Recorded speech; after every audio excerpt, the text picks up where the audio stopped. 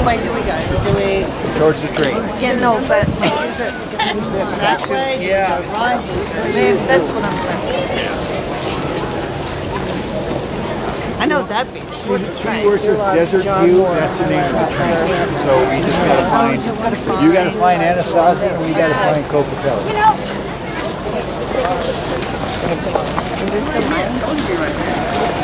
Joe and Linda are over there. Okay, we'll go over there. Wait, oh, there's another one. So all the people can walk by. Thank you. Oh, let's get. Aaron, you're in this back section right here, about 3 rows up. Left or right? Left.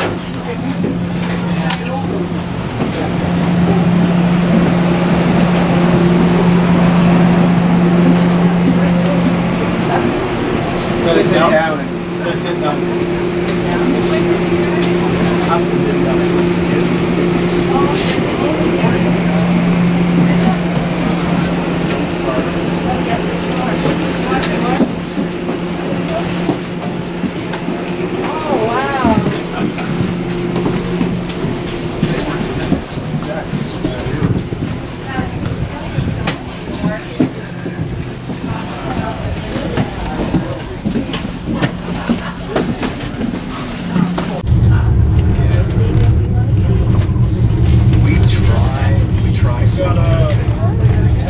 It's hard. Just always want an extra day. We wish that we'd left the house an extra day because they're supposed to see it in the ballot. Not true. This morning,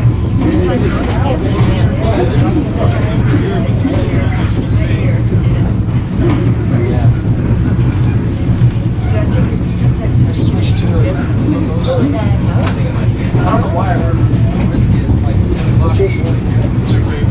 It's because I can't drink it. Ted's been having fun. We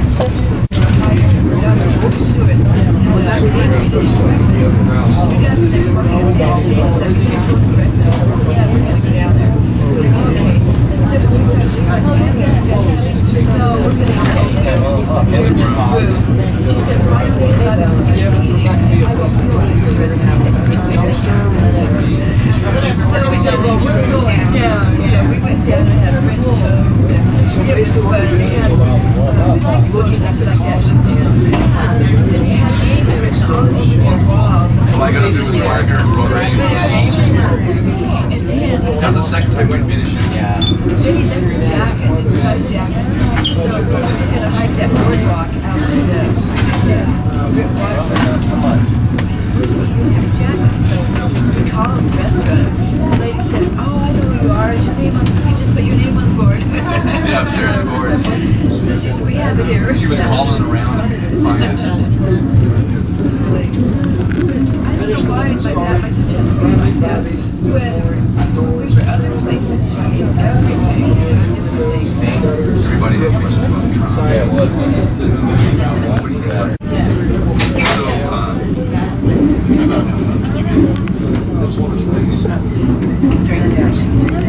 I got the straight good shot. I got the straight part. I think when I'm driving down the road, I just know what it is. Yeah, it's a 150-year-old cartridge, but it still does the job. It's an old one, and it's relatively slow by modern standards. That's a 200, 230 grain bullet. Where? You say where? Oxford, Mississippi. Really? Welcome to the United States. We're glad you're here. You know, that's where all of Winchester centerfire ammunition is. Is that where they're making it down in Mississippi? Really? Arkansas. Arkansas? Okay. Oregon. Texas to California and back. We were trying to steal the West from all the Indians and Mexicans and whoever else said they owned it. I got an important question here, John. Besides all these critter things you talk about, did you guys ever watch Robin Hood? They had a John in that movie. What was he called? Little John. Little John. Little John. Little John. That's this guy's new name for me. Little John. Hey, wait a second, Little John. We're gonna be famous. We're gonna be famous someday. Oh, boy, there's the other conductor. Okay. We're gonna be famous.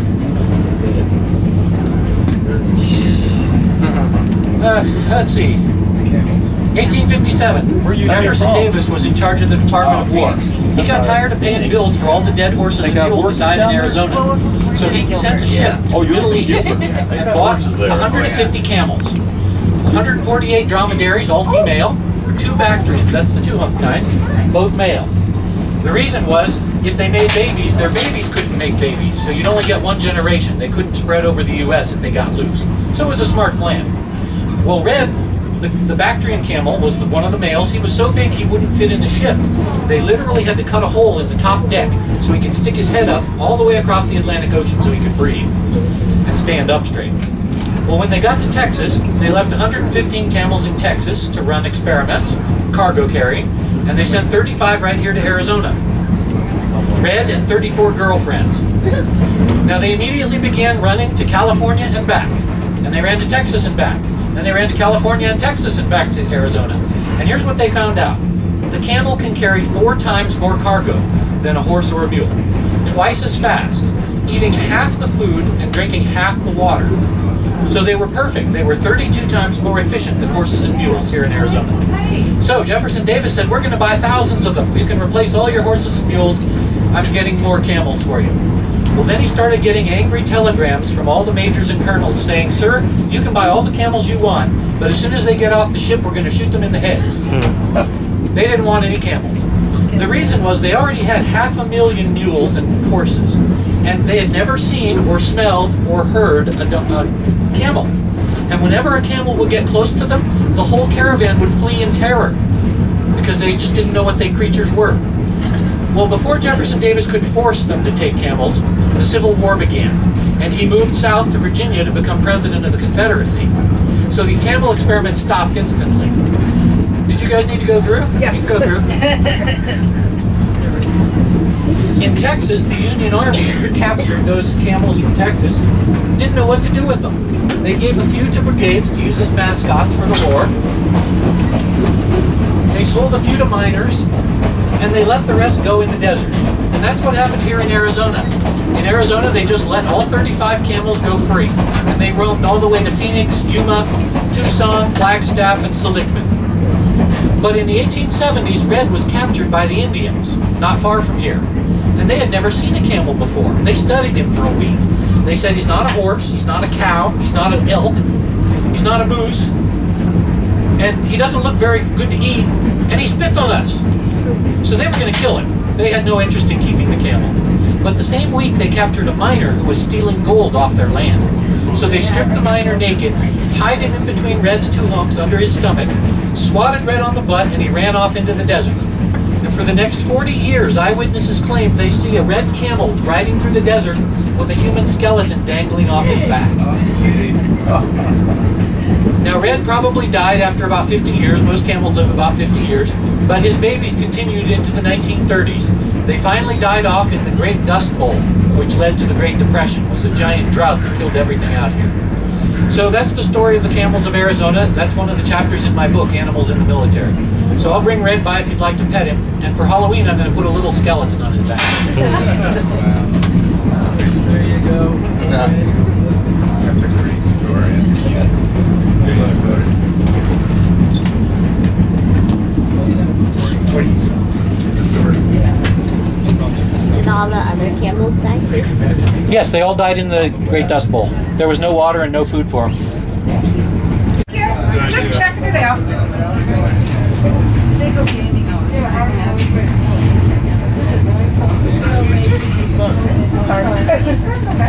Sometimes I couldn't do the next video series. I wanted to get it. It happened. It doesn't happen The YouTube video series is foreigners plenty of evidence. or people visiting or tourists. It happens to people who live right around the block. Well, there's rocks there. We keep our heads down. We always look around. I just went through the orange and some pictures of this. People are going all the way that way. It's like 3 cars out there.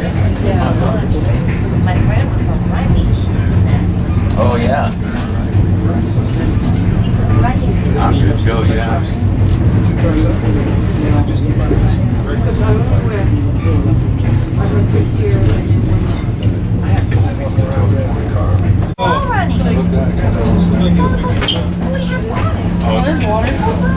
There's water right there.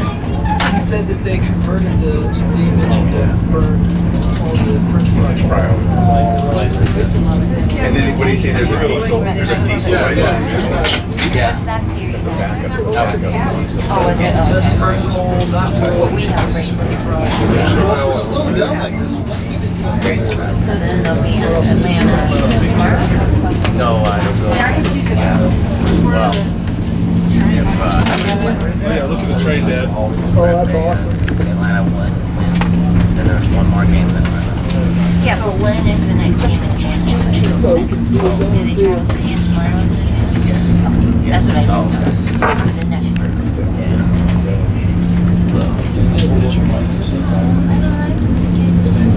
Yeah. We have old track.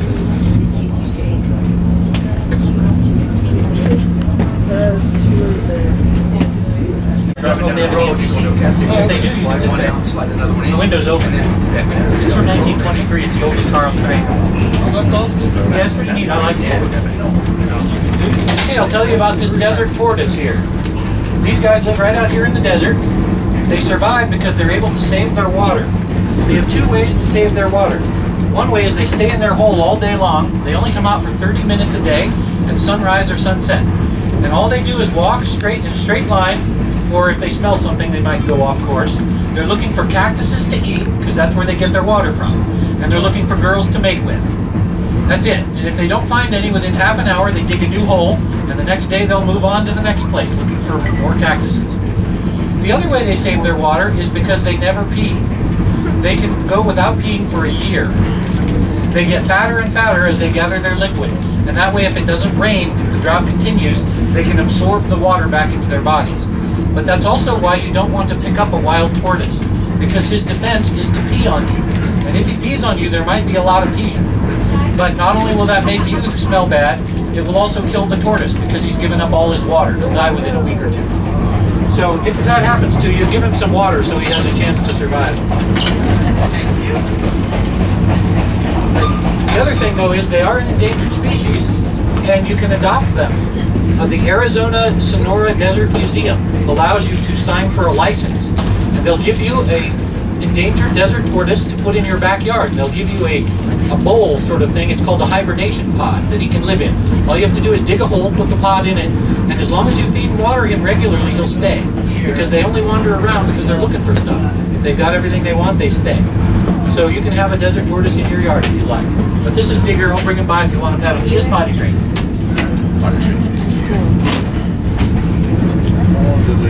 They live over 100 years. This would be a 50-year-old tortoise. They get bigger as they get older. So if you adopt one, would you adopt a male and a female? Well, if you have more than one member of your family, you can adopt two. So you can. It's about that big. That's a good question. I don't know all the details. I don't know if they ask for. I'm sure some families have more than one, so they would have a male and a female. I'm not sure how that works for the others. I believe maybe if you die, you have to give it back to the museum or something, or because then, well, they don't know if you're going to take care of it after you die. I don't know all the details. I just know you can adopt them. Where do they live? Out here in the desert. So in the snow they survive too. They go in their holes and hibernate for the winter. November through February they hibernate. How big did they get? Pardon? How big did they get? They can be twice this big when they get to be 100 years old. So that's about, they don't live more than 100 usually, so that would be as big as they could get. So they don't need any gas.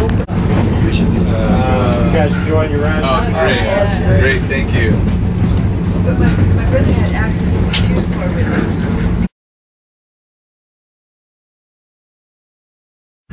I'm afraid Grandma's You know, I would be I've got too many years of experience in fly grabbing.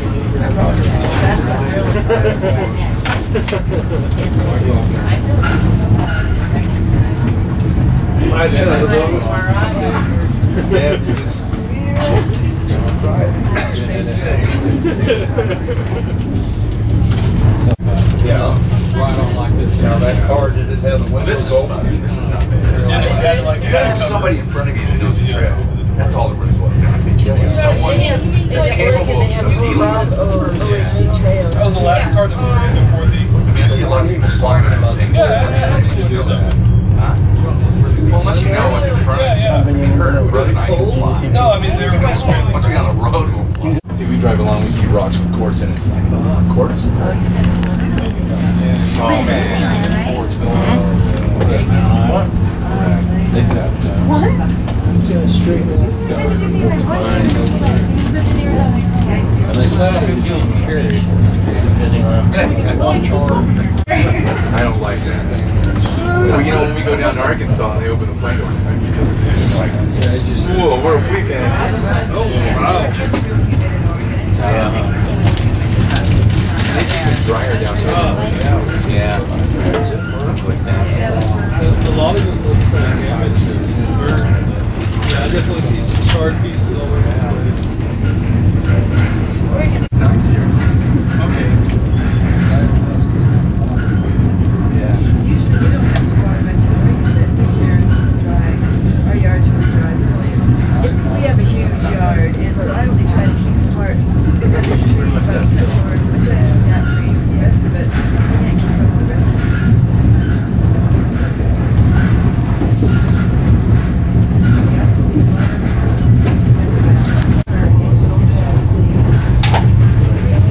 The sensor when it gets in.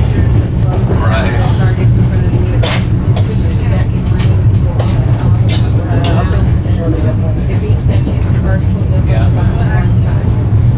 The beep versus the bell. It's a bell.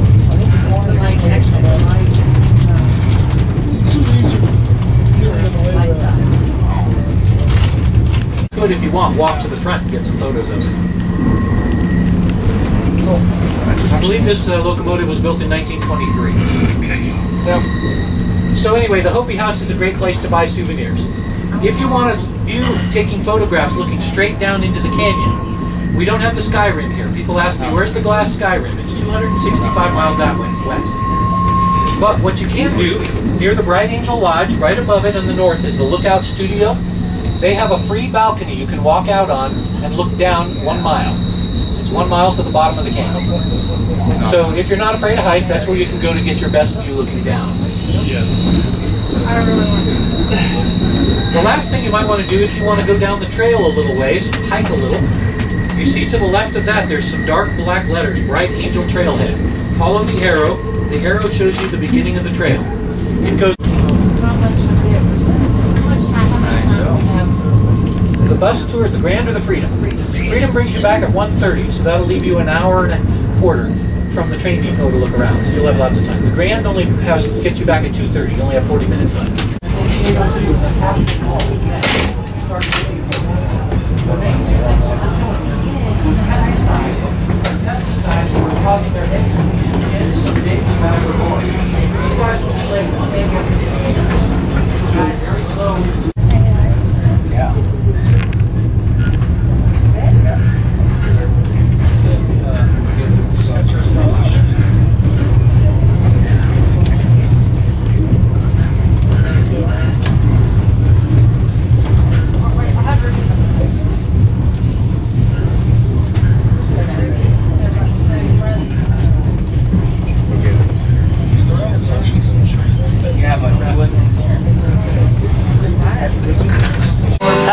Don't forget Amarillo, Armadillo, Tommy Killer. I've been everywhere, man.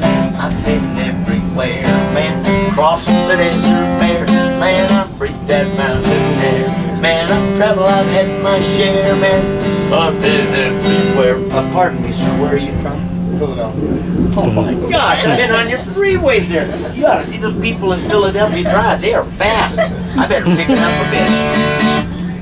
I've been to Boston, Charleston, Dayton, Louisiana, Washington, Houston, Kingpin, Texas, Monterey, Santa Fe, California, Glen Rock, Black Rock, Little Rock, Appleton, Tennessee, Chickpea, Bear Lake, Red Lake, Mill Lake, Clear Lake. For Pete's sake, I've been everywhere, man. I've been everywhere, man. Oh, but it's a fair, man. In my underwear, man. I've traveled, I've had my share, man. I've been everywhere. And sir, where's home for you? Reno. Holy cow, is this still too slow? Should I go faster? Anybody here want to go faster? Okay, for you I will. Folks, this is probably not good. Last time I tried this, I got my tongue all wrapped around my tonsils. But for you guys, I will try. Okay. Oh man, John, this is not good. I've been Louisville National Hospital, myself, Jackson, Harlan, see for heck, kind of fun, and what I do till it works, see what I mean, sir?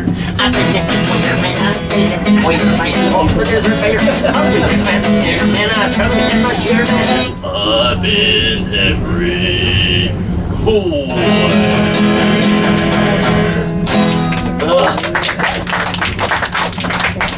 You guys are brutal. God killed me.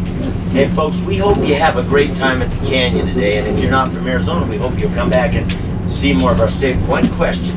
Anybody here happen to be a first responder or a veteran? Firefighter, police officer, any veterans here? Folks, I'm not a veteran, but if you are a veteran, you certainly deserve our gratitude and respect. Here in America, we don't always agree about everything. Are you kidding me? We don't agree about much anything, but we agree that we're blessed to live in this country and blessed to have good friends visiting from other countries like England and Texas and Florida and Ohio and maybe New Jersey too. Here's one more for you. Have a great vacation. This land is your land. This land is my land. From California to the New York Islands. From the Redwood Forest to the Gulf Stream waters, this land was made for you and me. This land was made for you and me. Have a great vacation, folks. Thank you so much. One question, are you guys married or just fooling around? We can tell you're in love. You're kind of steaming up the windows. Busted. Yeah, now, you know, really you're not married yet? Rail to the depot. And then we'll stop for 1 minute while they pull the pins out between two cars back there, behind us, 2 or 3 cars, and then we'll separate the train to make a gap so you can walk over to the depot and up the hill. So don't jump up right away when we stop. It'll be the 3rd stop, and then you can get off at exactly the same place you got on. So we'll go forward 40 feet, and then when we stop, you know we're ready. Oh, thank you.